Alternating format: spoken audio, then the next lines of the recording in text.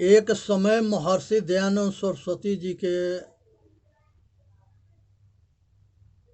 बरेली में सत्संग हो रहा था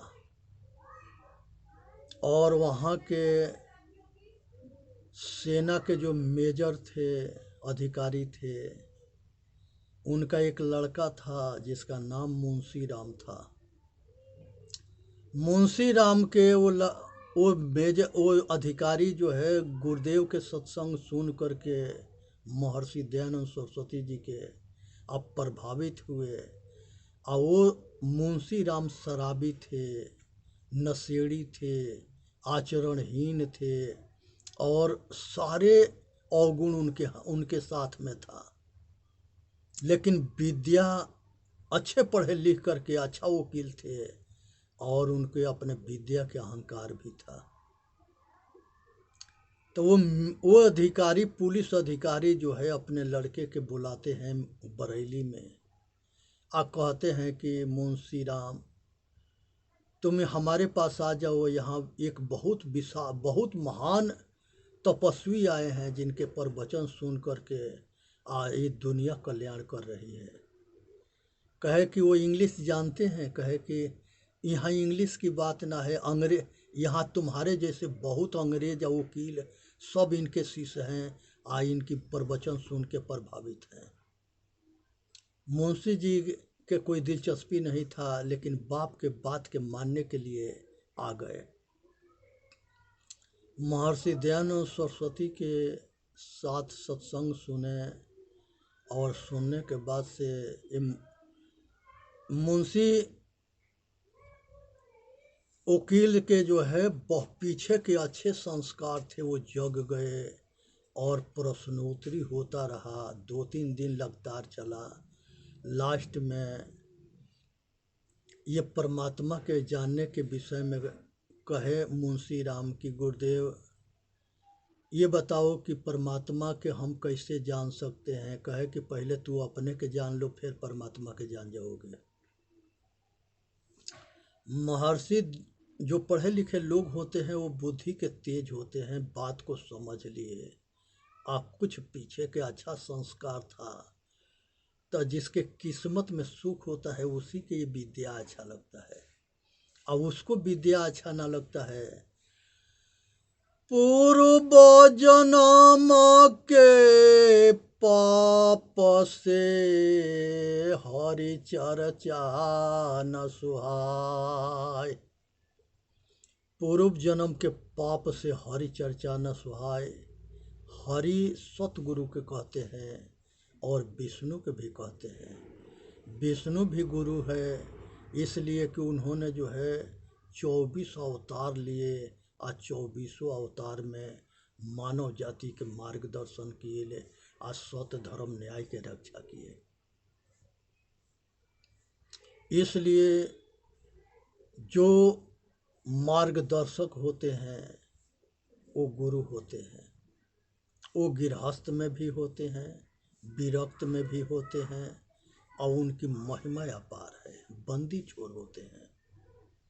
जैसे सतगुरु कबीर साहब थे, सतगुरु रविदास साहब थे, सतगुरु गुरु नानक साहब थे, सतगुरु मोहम्मद साहब थे। ये सब अपने अपने समय के बड़े बहुत महान संत थे। उनके जाने के बाद जो है उनके 2 फाट हुआ, ज्ञान मार्गियों के या विश्वास मार्गियों के। ये दोनों जो है अपने अपने बात पर अड़े रहे, ये दोनों आपस में लड़ते मरते रहे और नरसंहार करते रहे। कृष्ण भगवान गीता में कहते हैं कि हे अर्जुन, जो ये बात को जान जाता है कि दुख देंगे तो दुख मिलेगा, सुख देंगे तो सुख मिलेगा, वो किसी के दुख कैसे दे सकता है। आत्मज्ञान के अभाव में ये नरभक्षी होते हैं, दानव होते हैं, राक्षस होते हैं। जिसको आत्मज्ञान नहीं मिला है, ये विद्या के चोरी किए। ब्राह्मण के लड़का ब्रह्म ऋषि बनेगा, बाकी दूसरा नहीं। राजा महाराजा के राजकुमार को भी जो है लड़ने मरने के खाली विद्या बताते थे, लेकिन ब्रह्म ज्ञान ब्राह्मण के लड़कों को दिया जाता था। आज ये विद्या के चोरी के अभाव से भ्रष्टाचार बढ़ा और पतन हुआ और गुलामी हुई। हमारे भारत के गुलाम होने के कारण था अज्ञानता। हम यही भारत जो है विश्व गुरु था, और यही भारत जो है हजारों बरस गुलाम रहा। गुलाम वही होता है जो अज्ञानी होता है। ज्ञानी कभी किसी के गुलाम नहीं होता।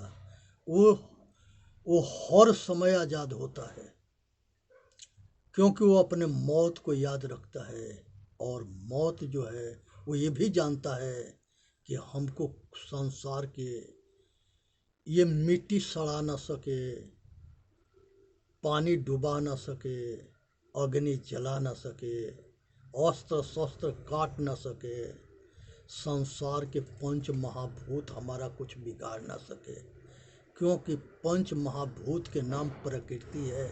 हम प्रकृति के स्वामी है। प्रकृति के सुख के चेतन आत्मा एहसास करता है, अनुभव करता है, आनंद लेता है। सब सुख के स्वामी चेतन आत्मा है, ये प्रकृति के स्वामी है। ये अपने अज्ञानता से दास बनता है, और अपने ज्ञान से ये स्वामी भी बनता है। जब तक तारा जगमगे, जबले उगे न सूरज, तब तक जीव कर्म बस डोले, जब तक ज्ञान न पूर्ण। सतगुरु कबीर साहब कहते हैं कि जबले तारा जगमगाता है, जब तक ले सूर्य ना उदय होता है, और जब सूर्य उदय होता है तो वो तारा सब समाप्त हो जाते हैं। तब चांद भी नहीं उसके रोशनी आ सकता। सूर्य जो है वो प्रकाश है जो अंधेरा के अंत करता है, और आत्मज्ञान वो प्रकाश है जो अज्ञान के नाश करता है। अंदर से या बाहर से दोनों तरफ से स्वस्थ हो जाए, ज्ञानी हो जाए, तो उसको कल्याण ही कल्याण है। सतगुरु कबीर साहब कहते हैं, ऊपर के दो गए, हिया के गए हेराय।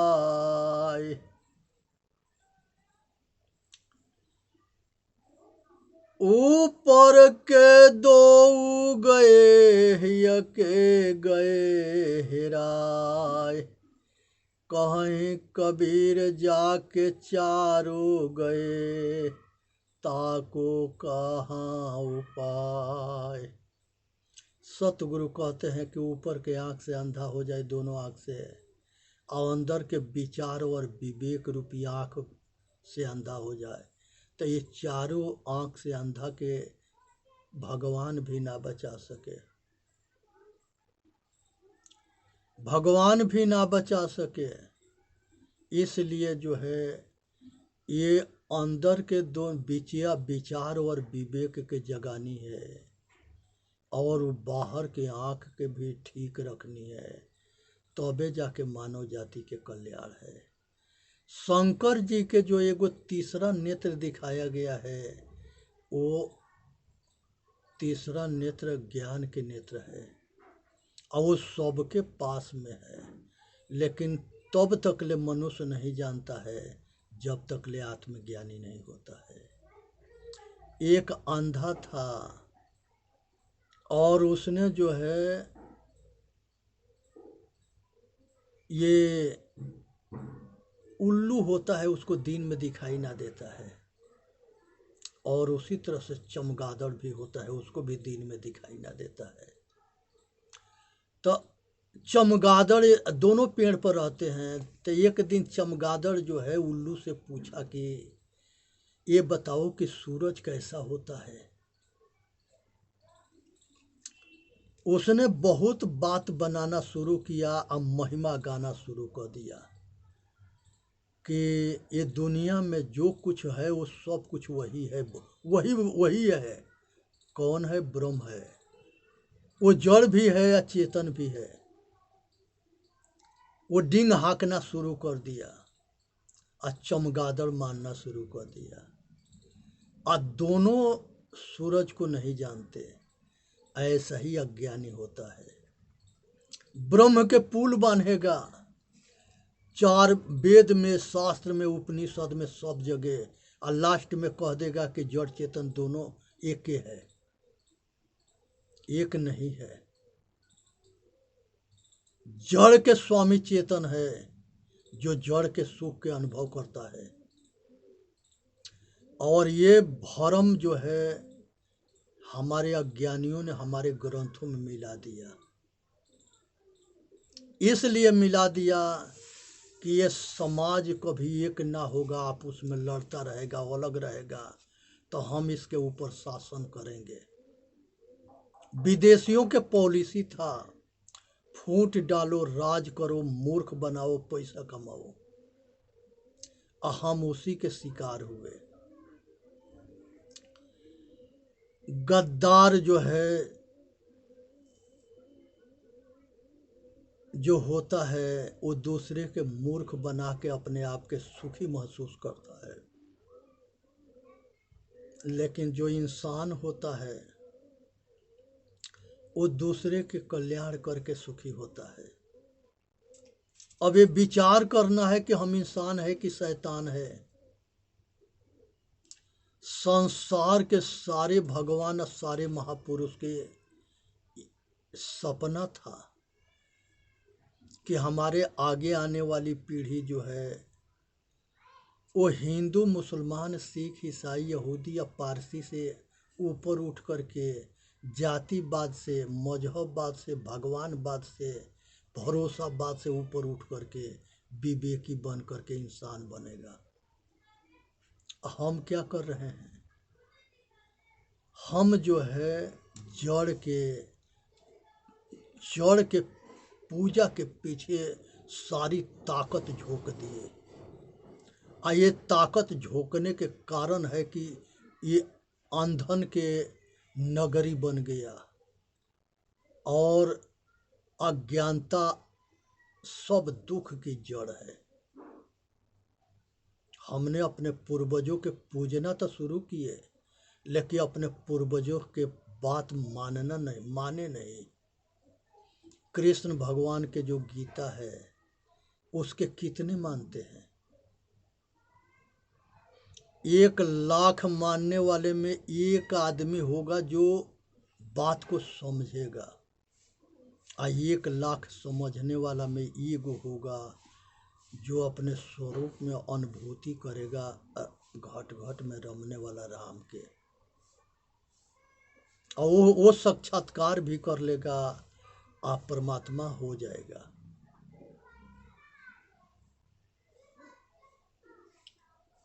ये मूज होता है, वो मूज में सीख होता है, ऊपर से खींचने पर निछाक जो है निकलता है, साफ निकलता है। ऐसे जो आत्मज्ञानी होता है वो साध विवेक और वैराग के आग में सारे कामना वासना के समाप्त करके और प्रकृति से ये अपने आप के जीते हुए अलग कर लेता है। इसी के नाम सहज समाधि है। सतगुरु कबीर साहब कहते हैं, जियत ना तरहु तो मुँह का तरी हो, जो जियत ना तरे। यही जियत तरना है। जीते जिए ये अनुभव कर लो कि हमने इच्छा से मुक्त हो गया, कुछ नहीं चाहिए। जिसको कुछ नहीं चाहिए उसको कौन पकड़ेगा, कौन बंधन में डाल सकता है। लेकिन ये काम सबके बस के ना है। लंपट विषय रागी विषय भोगी के बस के ना है। ये तो विरक्त मार्ग है जो भगवान शिव ने इसका लाखों बरस अनेकों बरस पहले इसके उपदेश दिए और शिव सूत्र में दिए। आज जो है शिव सूत्र पुस्तक जो है किसी को देखने के ना मिलता है। यही उपदेश जो है अष्टावक्र जी 20 भाग में राजा जनक को दिए, वो भी गीता को देखने के ना मिलता है। कृष्ण भगवान के जो गीता है, कृष्ण गीता, ये कहीं मिलता है लेकिन खिचड़ी बनी पड़ी है।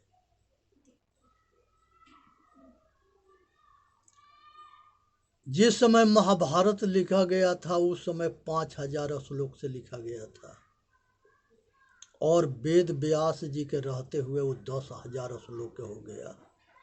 उनके शिष्य सब अपनी बात में उसमें घुसेड़ते गए और वही 10,000 श्लोक से 1,00,000 श्लोक हुआ तो वो महाभारत हो गया।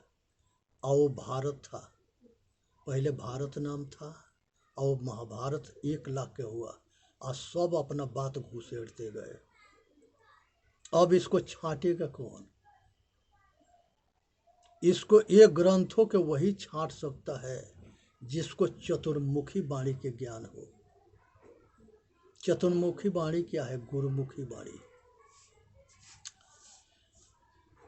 एक गुरु से शिष्य जो है प्रश्न करता है अपने कल्याण के लिए, इस वाणी के नाम जीवमुख वाणी है। और मनोमुखी हो करके जो मर्जी करे वही करना, ये मनोमुखी हो जाना, ये ब्रह्मुख वाणी है। और संसार के राग रंग में विषय में आसक्त हो जाना, ये मायामुखी वाणी है। और ये तीनों वाणी के दुख में जान करके त्याग देना एक गुरुमुख वाणी है। संसार के सब सुख के त्याग कर देना, निर्विचार हो जाना, कोई संकल्प ना होना, कोई विकल्प ना होना, कोई विचार ना होना, अपने आप में केवल जला हुआ बीज रह जाना, साक्षी भाव रह जाना। शंकर भगवान 3 पुर के नाश किए थे। वो 3 पुर क्या था? तीनों पुर के दानों के मार करके, त्रिपुरासुर के मार करके, और वो जो है तीनों पुर पर शासन किए थे। वो त्रिपुरासुर क्या, 3 पुर क्या है? त्रिपुरासुर क्या है? जागृत, स्वप्न, सुषुप्ति, ये तीनों पुर के दशा से ऊपर उठ जाना। जब ये तीनों पुर से ऊपर उठेंगे तब ये कौन दशा में जाएंगे? चौथा में तुरीयावस्था। तुरीयावस्था के केवल कहा गया है, केवल शेष रह जाना, साक्षी भाव रह जाना। यही जो है आत्मज्ञान है। 108 उपनिषद लिखी गई है, वेद में भी लिखी गई है, उपनिषद में लिखी गई है। संसार के सभी महापुरुष आत्मज्ञान पर बल दिए और यही आत्मज्ञान को चुराने के वजह से चतुर बन करके समाज से चुरा करके समाज के मूर्ख बनाना, समाज के धोखा देना और समाज के पतन कर हुआ ये ज्ञान के अभाव से। आज ये कम से कम जो है लाखों संत उपदेशक हुए हैं, लाखों। यूट्यूब के चैनल पर सबके प्रवचन चल रहे हैं जो यहाँ जीरो थे, जो हीरो थे उनको जीरो बना दिया गया, जो जीरो थे वो हीरो हो गए। उसी तरह से जो यहाँ के इतिहास सही था वो सब विदेशी ले गए, और यहाँ जो इतिहास नकली बना करके, भेड़िया बना करके आज सबके सामने बहुरूपिया के रूप में सामने रखा गया। अब इसको जो है चतुर्मुख वाणी वाला जो है आदमी, इसके निर्णय करके सार के ग्रहण करेगा, असार के त्याग करेगा। ये विचार करने की विषय है, अपना कल्याण करने की विषय है, भरम जाल से निकलने की विषय है, और भटकने से विषय है कि हम किसी के बहकावे में ना आवें। जो योग्य गुरु होता है उसको शिष्य खोजते हैं, और जो अयोग्य होता है वो शिष्य को खोजता है। ये योग्यता में अयोग्यता में अंतर होता है। इसलिए चेतन जीव दुख मुक्त चैनल पर आके अपना कल्याण करे। अब बोलिए सतगुरुदेव की जय। साहेब बंदगी, साहेब बंदगी, साहेब बंदगी। इसलिए सुनना है, विचार करना है, अपना कल्याण करना है, ये वीडियो के लाइक सब्सक्राइब करना है और सब भाई तक पहुंचाना है। हम सभी मिल करके सेवा करेंगे समाज के, परिवार के, राष्ट्र के, देश के, तब जा कर के ये जो है संसार सुखमय होगा। हम ये प्रकृति के अगर हम रक्षा करेंगे तो प्रकृति हमारी रक्षा करेगी, और अगर हम प्रकृति के संगे छेड़छाड़ करेंगे तो प्रकृति हमको प्रलय कर देगी, विनाश कर देगी। मनुष्य रात में सोता है वो एक प्रलय है, और जिस दिन मरता है वही दिन महाप्रलय है, और जिंदगी रहते हुए मरता है वही नरक है।